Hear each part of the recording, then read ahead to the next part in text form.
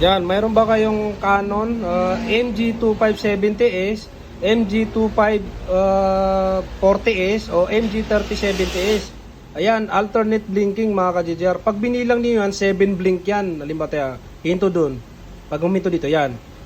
1, 2, 3, 4, 5, 6, 7. O ayan, huminto, di ba? Ayan, ibig sabihin, pagka ganyan, parang receipt yan. Ngayon, check natin sa status niya. Halimbawa, pumunta tayo dito. Tapos sa drivers, printers and scanner. Tapos ayan yung 2570 driver. Punta tayo sa manage. Tapos ito ulit, printing preferences. Tapos maintenance. Ayan. Tapos sa baba, nandito yung status. Ayan, tingnan natin ano yung error. O, ayan yung lumabas na error, 5B00. Ayan, parang ink absorber pad to eh. Ayan o. Sayang, bago pa naman yung black. Kaya ayan, ibig sabihin ito, receipt po ito mga ka-JJR. Kaya ang ginagawa rito, maaari pong papalitan yung chip nito. Minsan naman, pinapalitan ng board. Ayan.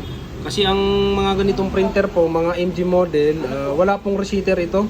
Ang ginagawa dito ng iba, pinapalitan ng board. Minsan naman, nire-repair. Kaso yun nga lang, magastos. Kaya yun, kung ganito yung printer nyo, receipt po yan. Kaso wala pong receiver, walang nilabas na receiver yung ganitong model. Ayun, maraming salamat. Sana nakatulong yung blinking na yan. Kung ganito yung blinking nyo, ay alam nyo yung gagawin. Kung papalit kayo ng board, or gagastusan nyo, o bibili na lang ng bago.